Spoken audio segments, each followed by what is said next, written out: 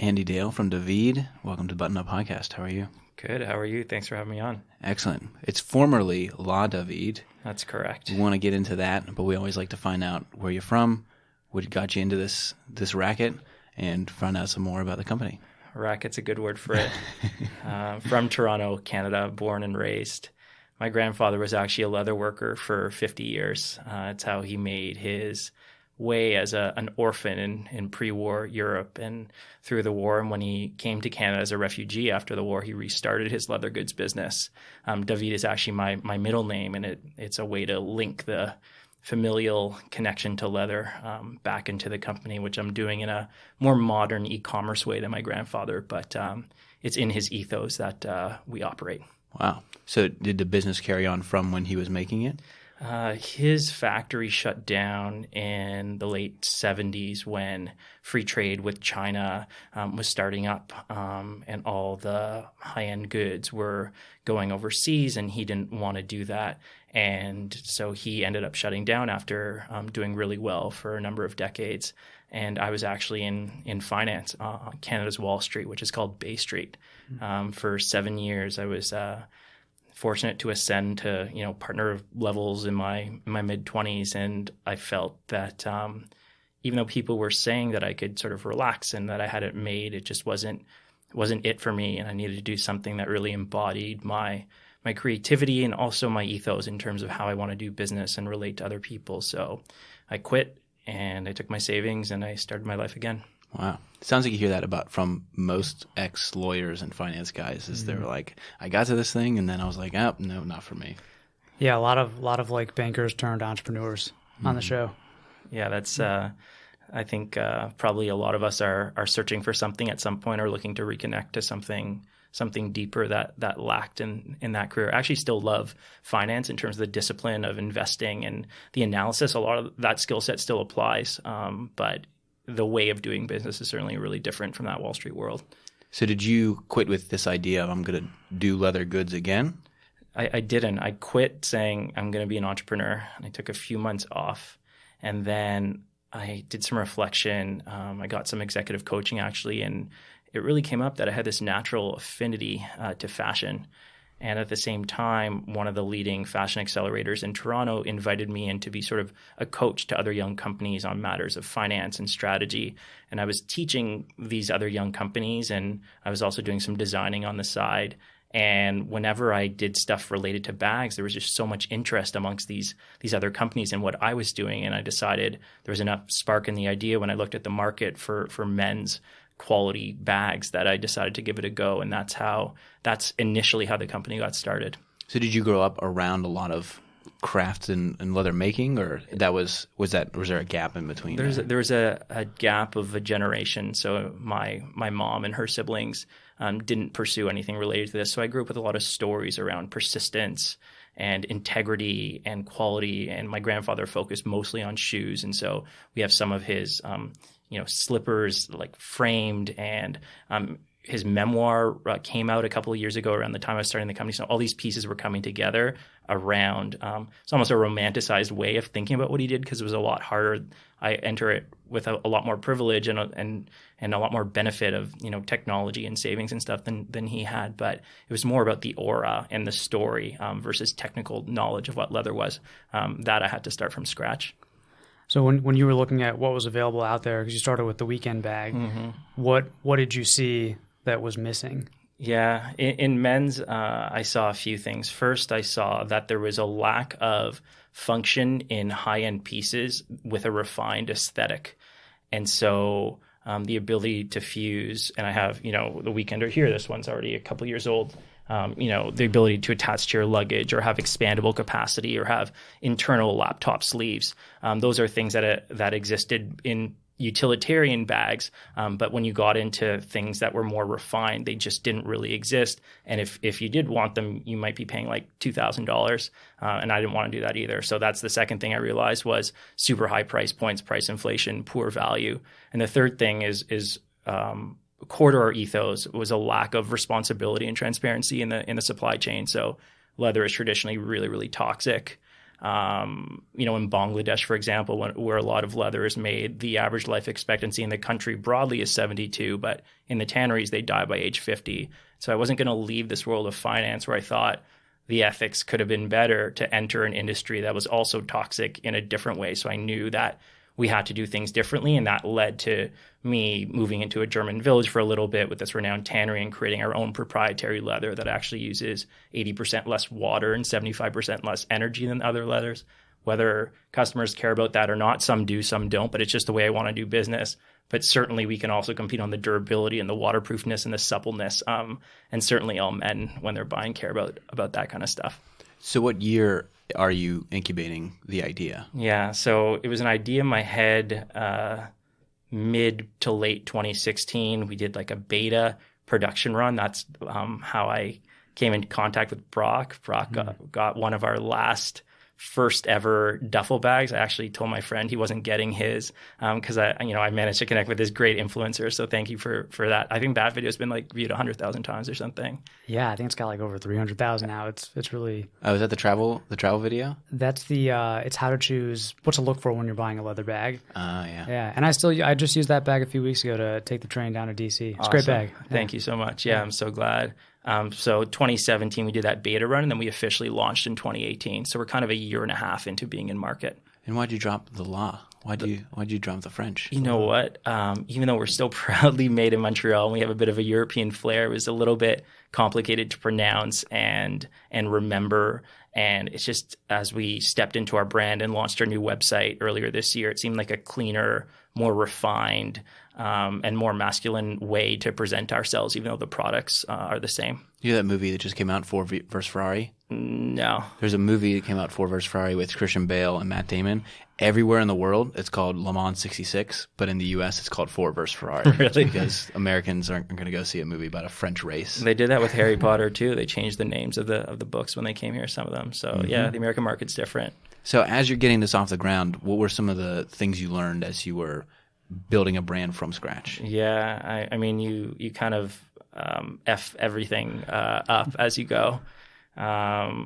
The number one thing you learn is really to have customer empathy. So you have to fuse what your vision is and your design style with what they're looking for. So I learned that I will never compromise on my ethos, but certain stylistic choices that I might have a more, wild taste or artistic taste in certain things, the men's market might not be there. So you might have to lean more classic, for example. So customer empathy is core.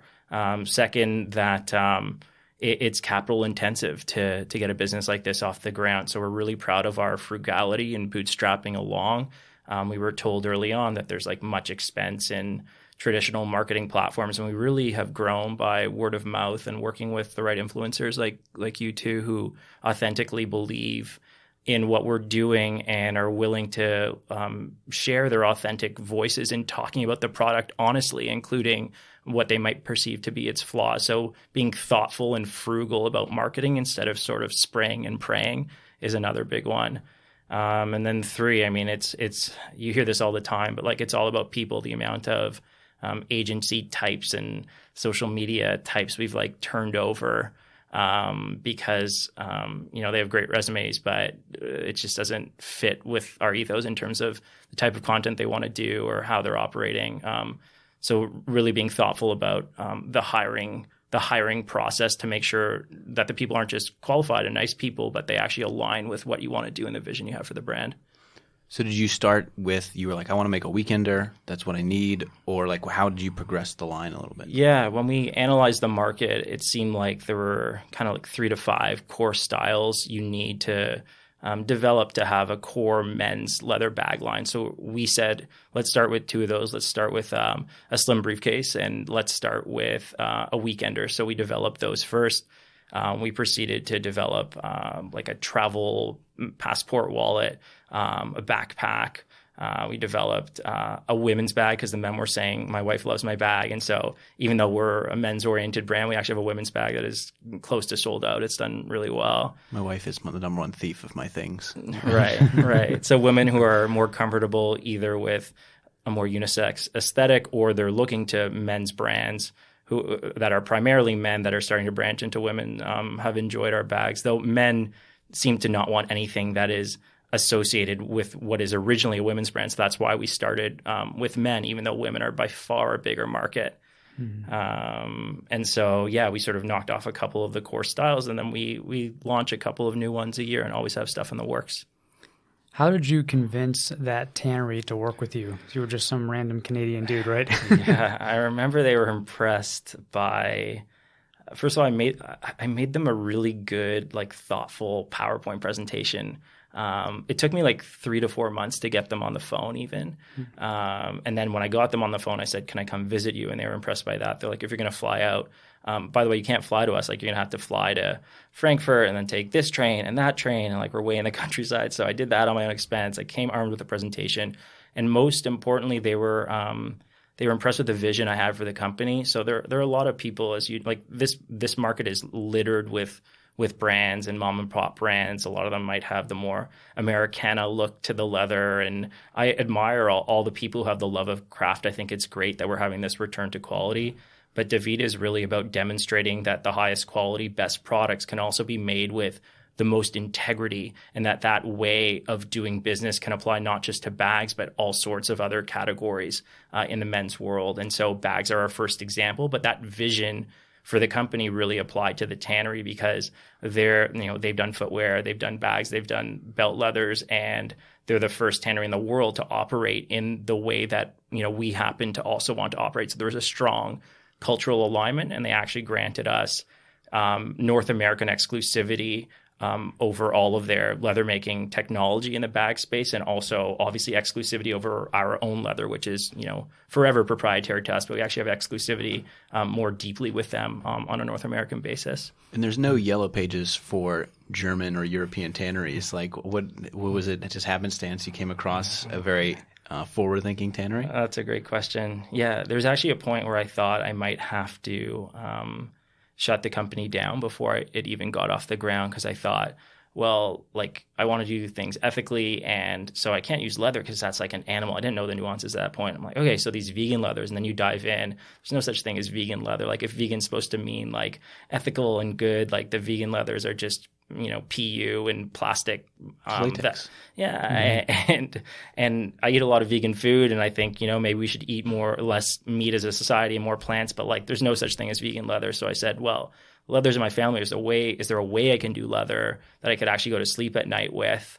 And we started asking around, and our manufacturer in Montreal, who we have a close relationship with, who had suggested originally, guys, like, your styles are great, but maybe you should go to China and you'll make way more money. We're like, no, we don't want to go to China. Like, we have this ethical ethos about what we're doing. And he actually recommended that we check out this region in Germany because he had heard at a trade show that there's this tannery up to like this certain way of doing business, and we dug in and we found the phone number and started calling, and it turns out they're like a large operation, but they don't need business from a small North American brand, so it just took a long time to get in the door.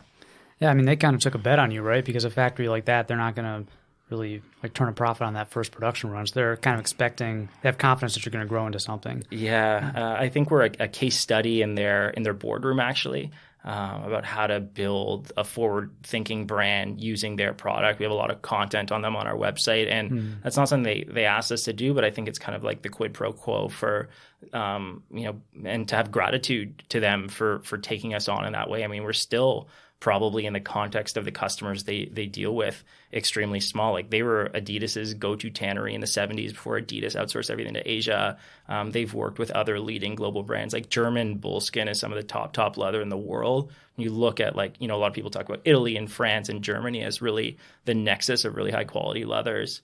And so, I think it's more about sharing values than it is about how much we're worth as a percentage of their top line. That's something that I find fascinating about leather is you obviously get what you pay for at the price points, but even looking at where it comes from within the regions of Italy makes a huge difference. Like, Spanish leather is very different from French leather, and Italian leather and German. Like, the difference in the regions is huge. And then when you see that a bag is made from leather in Asia, like, I'm sure there's regional differences there, but I haven't had as much exposure to it.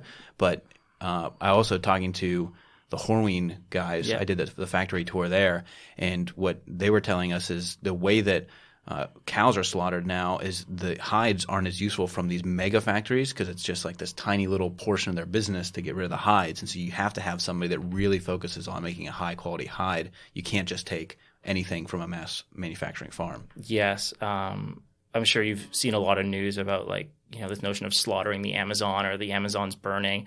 And while there's some hyperbole in that, I mean, the truth is that we're destroying vast swaths of rainforest for low quality cattle ranching. And a lot of the tanneries, even ones in Italy, frankly, will take those Brazilian hides and import them. And there are very few end-to-end tanneries left in the world, meaning they'll take local meat byproducts and so they're delivered fresh just in time for the tannery and tan and dye them fresh. And that's what our tannery is, one of the last in Europe in terms of end-to-end local sourcing of and production of hides, and that makes a big difference to quality because if the cattle, I mean, we use bulls, but if the cattle are ranching in an unhealthy way, then they might be smaller or they might have more markings or hopefully they don't have a lot of scratches or bullet holes or anything like that. But you want to ethically ensure animal fairness, but also it impacts quality because when the animal's raised properly and then you get to take the off take of that meat, it's just a much better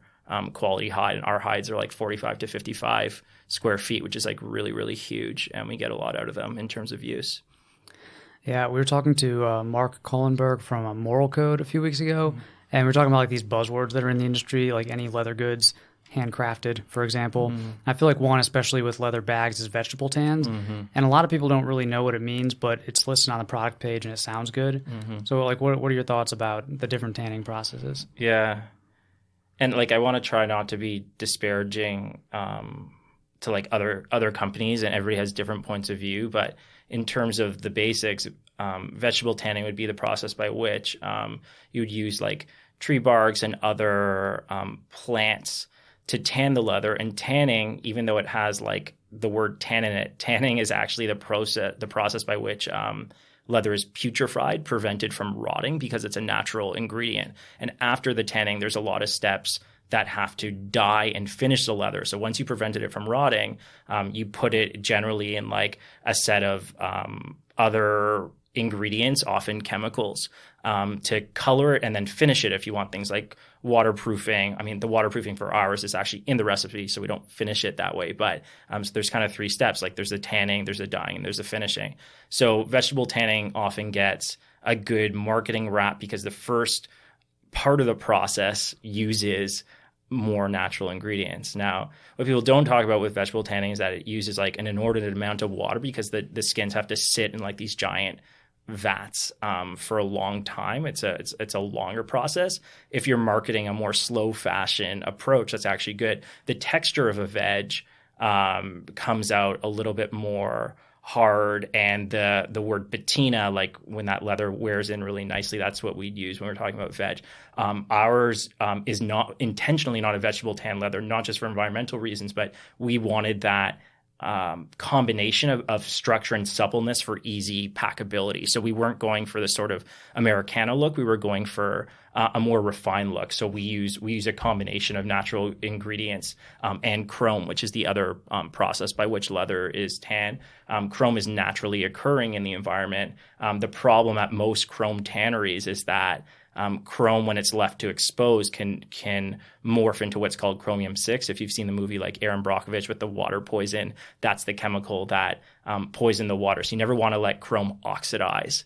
And so you have to be really, really careful in any way you're tanning or dyeing. And if you're doing chrome like we are, you have to be really thoughtful about the tanneries you use. And if you use veg, you have to make sure that the dyeing and finishing chemicals aren't highly toxic either, even though the initial step uses extracts from tree barks and things like that. Interesting. Yeah. What about some of the other buzzwords like handcrafted or made in XYZ? Yeah. Because usually you're sourcing parts from multiple places. Yeah. I think you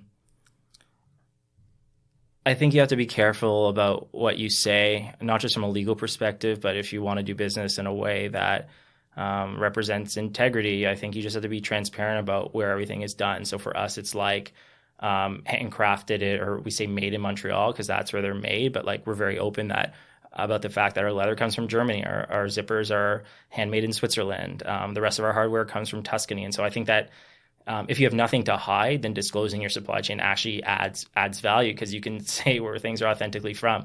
Where people get in trouble is like taking from the Apple model of designed in California. Anytime you hear like designed in X, that's usually a flag that it's not made in X, it's actually made in Y place, often Asia, and that might connote things about the quality of that particular item. Right. Gonna run into the Shinola problem. Yeah. Right. Made in Detroit.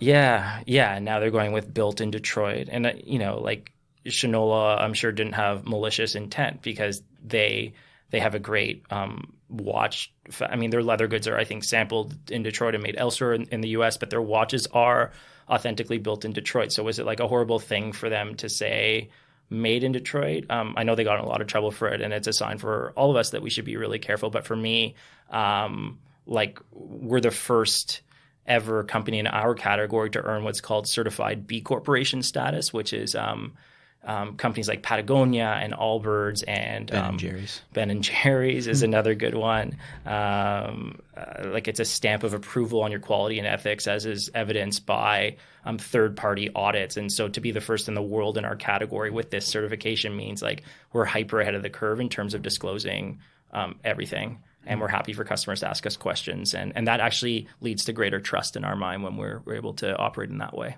So what is the like fashion or business community, entrepreneurship community like in Toronto? Yeah, Toronto, I think places like TechCrunch and Forbes have ranked it as either the top or one of the top growth markets for tech and entrepreneurship in the world.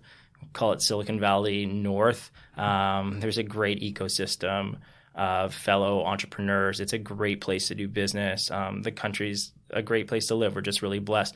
What I do find in a place like New York, and I get inspired here every time by this, is that there's a whole sort of social set of entrepreneurs and investors that just enjoy meeting and hustling and on a regular basis versus Toronto, even though in this growing scene, it still feels in some ways like the islands need to be connected to each other through that more social ecosystem. And so that's why I love coming down here once in a while also, is to get that jolt of inspiration, because sometimes it can feel really lonely, especially in the fashion space. So we have big fintech in Toronto. We have big AI, like fashion and fashion tech have been slower to catch up.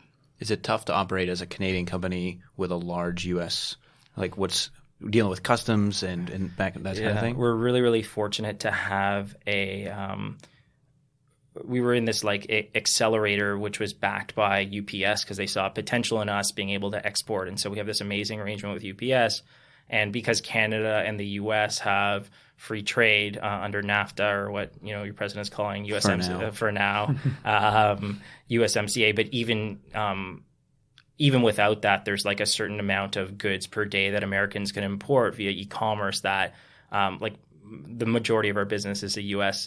business, and there's no issues. Like packages get to New York and the East Coast like way faster than they get to the West Coast of Canada, because there's such density of shipping here too that you're able to do it really seamlessly. But without that, like I don't know where we'd be. There's all these services in Toronto that will like drive your goods over the border to Buffalo and ship them from there, so you can operate like a domestic shipper. But we're like UPS all the way, and we have their great software and all that, and it's no issue. Yeah, that's probably one of the biggest questions I get from guys, because they'll say like, I like this brand you reviewed, but they don't ship to Canada. What can you get? Like if I had a filter on my website, which is like, I recommend Greats, but Greats doesn't ship, so here's this one.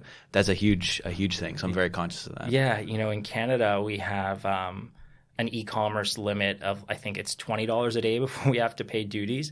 So you guys have $800 per person per day. So before duties have to be paid. Now, because our products are made in Canada, you wouldn't have to pay duties anyways. But even if somebody places a large order, it's no problem. But the average order for us isn't like $800. Our bags are about $500. So it's extra easy to ship without any concern, versus like American brands coming to Canada, those customers get hit with duties, and a lot of people get pissed off about that. Yeah. Well, in Toronto too, you have like Indigo Books. There are big fashion companies, but I guess there's not a like a small incubated D2C Yeah, space like there was? yeah. So some like the top Canadian companies you might have heard of, like Shopify, is based in Ottawa, our capital, but their biggest office is in Toronto. So they've been really supportive of us, like lending us their offices for certain commercials and recording. They featured us in certain pieces of content because they like our story. Wealth Simple, which is almost like a betterment for Canadians, has really crushed it. Hootsuite. What else would it be, like a good Canadian unicorn? I mean, there's a lot. There's a lot. Shopify pretty much covers it for most. I had no idea they were Canada-based. That's wow. It was interesting. Last year when I was in Monocle magazine does these like Christmas newspapers, and one of the cool moments for me was like Monocle profiled me, and right beside me was Toby, the founder of Shopify, and I was like, this is a disproportionate like level of success. We're the same. Yeah, exactly. Great placement. So I have that frame somewhere, but yeah. Very cool. So you're running Daveed, you're growing. So you said you mentioned a team. Like, when did it go from just you to adding on some help? Yeah, so right at the beginning, I realized that I had a design vision, and I was able to understand the nuances and technicalities of materials, but I didn't have the technical expertise dealing with manufacturers. So I brought on a head of product at that time who is now part-time because she just had her first child. And then in terms of marketing and stuff and photography, we have people we regularly work with, but it's more on an outsourced basis. And then seasonally, we'll need help in the warehouse. So it's still a really lean team. It was a few months before I realized, like, shit, like I need some help on the technical side with this stuff. But we try to keep it really lean because by not bloating our costs, we can keep that mid-range price point for ultra luxury quality accessible to our customers. Have you raised money, or would you, or are you thinking about that? Yeah, so it's an interesting question. There was a point like after our beta run, I think when we had just worked with you, where we had gotten the first production run sold out really quickly, and we sensed excitement, but we needed money to do like our first large production run. And we're like, what are we going to do? I don't know. And it was a nerve-wracking time. And then I got this cold call from this guy in the New York area who had bought one of our first bags. And he's like, I've been looking for a bag like this for 30 years. I'm super impressed with the ethos of the company. Like, what are you doing from a funding perspective? And I said, funding? Like, we just did like a beta product. Have you seen our website? Like, we're nowhere yet. And he wrote us a check to like formally get us off the ground. And to date, that's the only funding we've raised to date. We continue to receive interest periodically from the investment community. I was talking to John, like it's something that is both exciting, but I proceed with caution at the same time because I think the demands of a lot of those of those investors may not always, I mean, they may sometimes, but may not always jive with how I run the business and the growth expectations that sometimes get put on you from a venture capital perspective, and how this sort of brand ends up looking and feeling may not always be in the founder's vision all the time when they raise that kind of money. So like I'm having the conversations, but I'm thinking carefully about whether I want to pursue that type of stuff. We're in an interesting spot now where I think 5 years ago, every expectation was you have an idea. Well, in the early 2000s, it was you have an idea, get an IPO, and just go off there. That was a tech boom. And then we were in a phase where it's like you have an idea, go raise money from VCs, and then go off and do it. And now after like Uber, Lyft, and WeWork and all these giant companies have just shedded all this value, everybody's stepping back and kind of like, if you grow a business very intentionally, it could be a good business. And so I think it's really interesting to watch the way that people have now.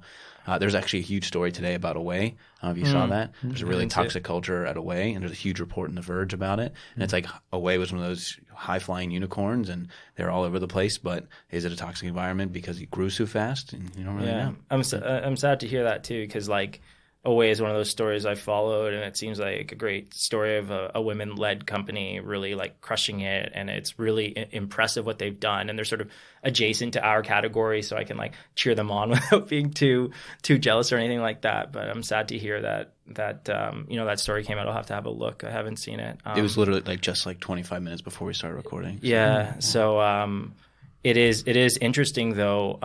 The badge of honor that seems to exist when you really grow your team or raise like $10 or $20 million of capital, that seems to be dissipating a little bit. I think a lot of people are seeing value in lifestyle quality businesses that are highly profitable, but good for employees, good for supply chains, and good for the founders in terms of lifestyle and family and things like that. I had to get over that hump being like a young Wall Street style partner. It was always like, how big can you get and how best can you like, it's always, you got to be the best and not just the best, but like better than anyone else. And like you step on their face and now it's, you have to strip that ego. I've been doing that for a few years and saying like, what kind of business do I really want to build? And that might not be the one with the most employees or the most customers, but if it's a sustainable business that demonstrates that this way of doing business is good for the world and the supply chain, like that's a success to me. And I'm not just qualifying it or caveating. Like I authentically believe that that's a good way to run a business. Not always being the business, but the biggest, but being the best at what you do. So like best case scenario, what does Daveed look like in 5 years? Yeah, I think what we look like in 5 years is a significantly expanded set of products. We have the core styles, but that includes like new colorways, new linings, the option for personalization, but also the expansion into new verticals where our ethos fit, whether that is footwear or skincare, or other things that we've looked at as really desired by men. And that comes from talking to our customers about like, what kind of content do you want from us? I mean, at the beginning, it's like how to evaluate quality leather, and there's still a lot of demand for that type of education, but it's like now they're saying, can you recommend some furniture or, other like life investment pieces? So I want Daveed to be the go-to destination for classic high-end goods for men. Roots, that's the other one I couldn't think of. They're out of Toronto. And Roots is a good example of, they started with leather goods, they expanded to apparel, they have like home furniture and everything. Yeah. That's a good model. Bought by American private equity. Also some cultural issues. Yes, I know. I was there when they got bought. Really? I was working with them at my old startup. Got it. And it was very tumultuous, and now I got some good stuff, interesting stuff. It seems tricky to decide, like if you have a brand that's really good at something and you're known for something, like you guys are leather goods, leather bags specifically, and then as an entrepreneur you have a million ideas. Do you expand and put your ideas under that umbrella of the brand that you're growing, or do you start different brands? Because it's so hard to get a brand off the ground.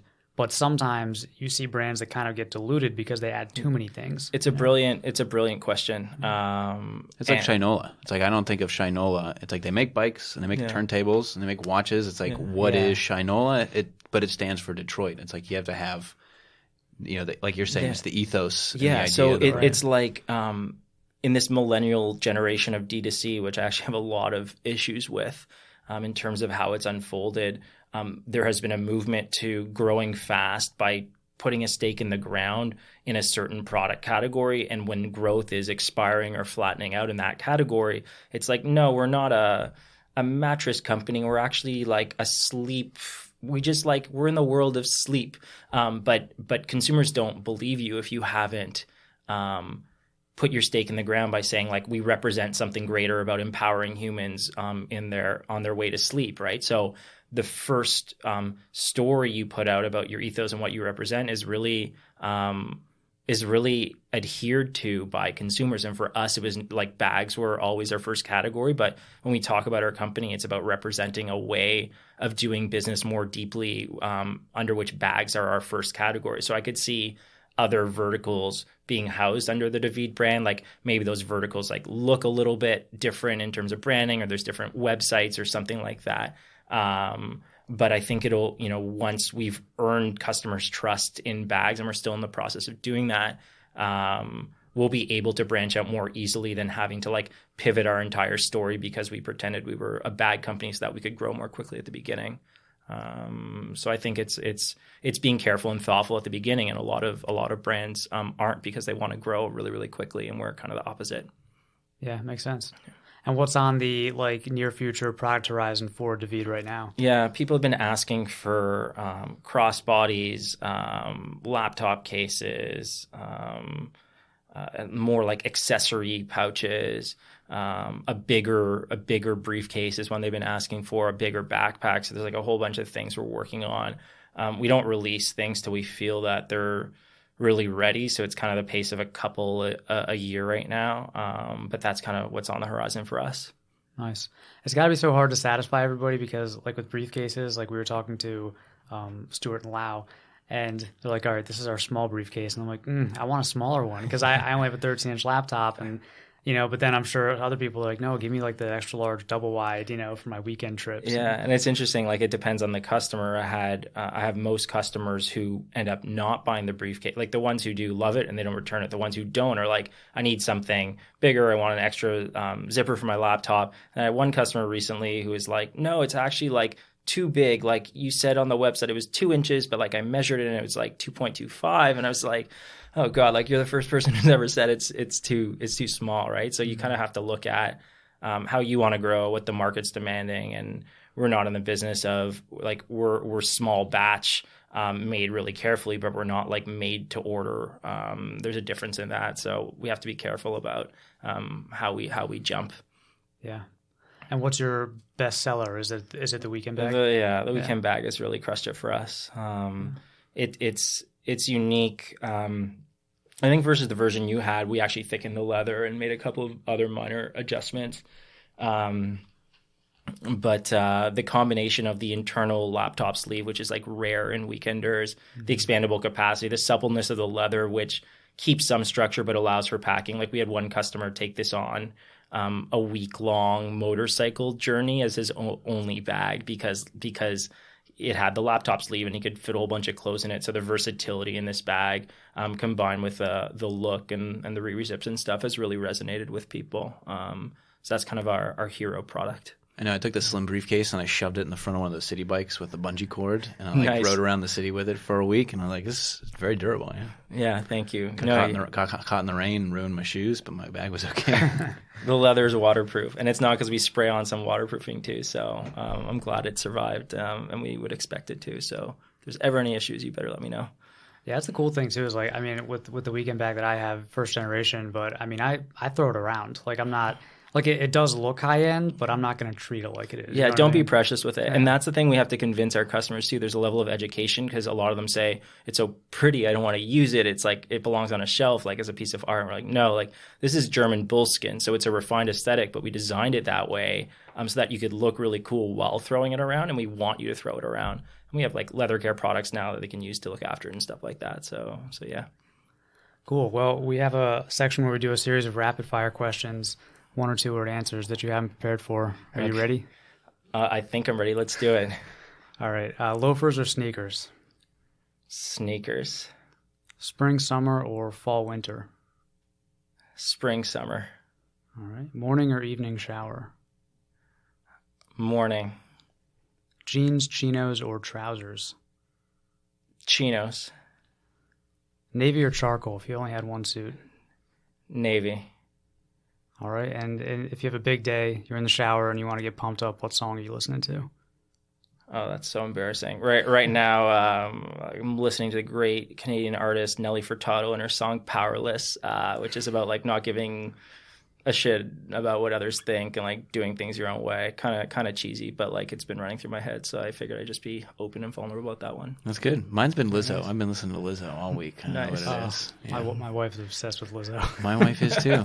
Yeah, she was on it really early. She was like, "This is going to be big," and I was like, "Okay." She's called us several of them, but that's great. So you're working on new products, looking to maybe raise money, maybe just expand the brand at your own pace. Very cool. And what are you most excited for in the next 12 months? Yeah. I think I really sense with the launch of our new brand and website, and that's not just the name, the minor name change we just talked about, but the whole look, feel, and photography in the last few months has been completely revamped. And so we've gone from we've definitely seen an uptick in the pace of sales, but also people just like getting the message and the feel. So I'm excited to actually we've grown organically with virtually no paid marketing. And so to really like double down on investing in the customer on that marketing front is really exciting for us because we know if the bags are selling organically like all over the world, then there's probably an opportunity to really scale that on a paid basis. Very cool. We got to check out Daveeds.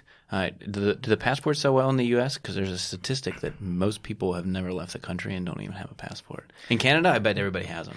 Well, Canadians are like among the most well-traveled. But yes, those do sell well. I need one that has 4 slots. 4 slots. You gotta have like one for me and the 3 kids, or like my wife and the 3 kids. So we'll talk about that offline. But yes, everybody got to check out Daveed, the Weekender, the backpack. Very cool stuff. Thanks for coming on, Andy. Thank you so much for having me. Great to have you on the podcast, and we'll talk to you guys next week.